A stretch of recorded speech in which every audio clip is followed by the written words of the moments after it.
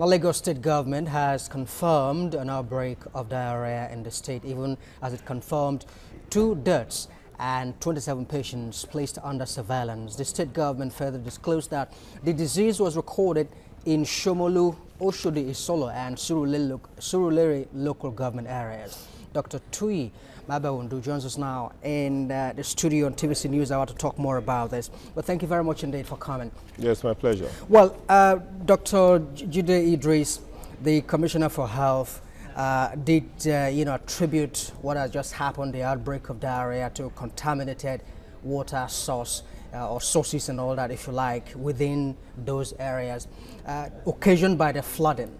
But with the way that people were absolutely overwhelmed by the nature of the flooding, was there anything they could have done about it? What happened is this, essentially when there's flooding, we tend to count our loss in terms of human loss and properties. But we tend to neglect the huge public health loss attendant to severe flooding. Now, whenever there's flooding, let's look at Lagos, for instance.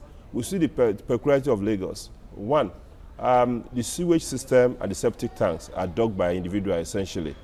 The flooding will allow leakages, anyhow you look at it. Secondly, we've seen a growth or increase in amount of refuse dotting Lagos roads presently.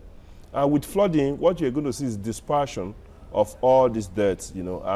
Likelihood you're going to see waterborne diseases like cholera, like typhoid, like hepatitis A. And you're going to see vector-borne diseases like malaria, dengue fever, and so many other things. So it's not unusual. But what we should have done, actually, is to issue warnings. As much as we're issuing warning to people concerning the dangers and the damages that can happen from flooding in terms of property damage, death, and all those things, we need to issue public health warnings. You're absolutely correct. We need to issue public health warning. That as the flooding is coming, be careful. In fact, in some climate, what you do is that the few days after flooding, you are not even allowed to drink public water, any source of water, without boiling or putting additional disinfection to that water. So people then becomes a bit careful and then can take some decision to prevent, disease outbreak. All right, you are correct. Like I was trying to point out, I could let you go on and on because you're really revealing major truths here. But then I'm wondering whether there is a misnomer in what we are dealing with. Is it a clear case of diarrhea, or are we having cholera staring us in the face? Again,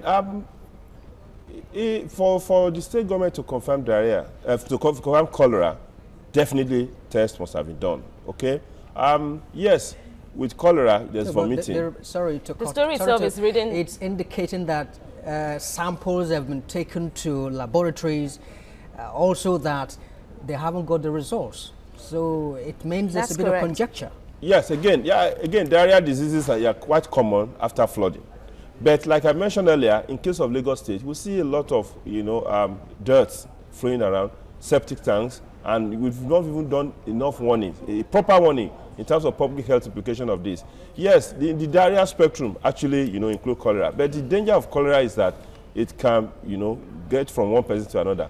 But the sheer scale of the number of people involved now and the cutting across local government points out to the fact that we're dealing with an infectious disease that can actually be transmitted from, from either the water source or even from person to person. How about boreholes now? People, because that is also common in Lagos State, where people also, make boreholes for themselves. Are they also at risk? Yes, absolutely. Because what you look at it is that, unlike those days when the population of Lagos is not this much, when we can actually provide pipe-borne water to quite a sizable portion of the people. Now people are resorting to self-help. They have to get water from borehole. These boreholes they are prone to contamination, especially when there's flooding. So again, the change we need to do, the impact we need to really make here is sincerely to look at it. Whenever there's a disaster or even a challenge like this, like flooding, we need to issue public health warning. All right. We shouldn't just stay at talking about, yes, we need to clear the drains. Yes, we need to, keep ourselves warm and all those things. But we need to issue public health warning so that people can be aware of the challenge they are going to face after the flooding. All right, Doctor. Dr. Jude Idris also said that the people who died because they didn't, get them to hospitals, early enough. But my question is, if there are no health facilities within those environments, close to those environments, how will it be possible to get them to the hospitals? Again, we've seen that, you see, Lagos is trying to reshape the health system in terms of trying to focus on primary health care. Now, what we're having sincerely is that with the kind of health system we run now, will not serve the 21st century population of Lagos. Lagos is a big city, mobile, cosmopolitan, and interaction with people is so key. They interact a lot, the flow of people. So what we need to do is to really step up the health system in such a way it can be adaptive and respond to things like this. Now, the failure sincerely might come from the local government system, whereby the primary health care is supposed to be the first point of contact in terms of responding to disease outbreak or responding to threats of disease outbreak. Now, what we need to do now is to actually be able to look at an environment and be able to classify and categorize them. You know that Shomolu is very heavily populated, Oshodi is heavily populated, Surulere has a lot of drain problems. You expect that when they're going to see an outbreak from after effect of flood in terms of diseases, those areas are quite prone, like Anajegunle. So now the response at the level of local government should be such that they should be able to dispatch campaign sufficiently to address this and let people realize that if you vomit once, if if this thing happens to you, please go to the nearest public health center. And then the other thing they could have also done is to put up posters to tell people what they need to do as a first aid before you get to the hospital. Yes, I know that some lines should be working, and then also re-emphasize and re-broadcast the working line for people to respond appropriately. But given all this, what is important is that now, beyond the fact that we have damages to the homes, beyond the fact that we have damages to properties, beyond the fact that life can be lost, we also have great public health challenge after flooding.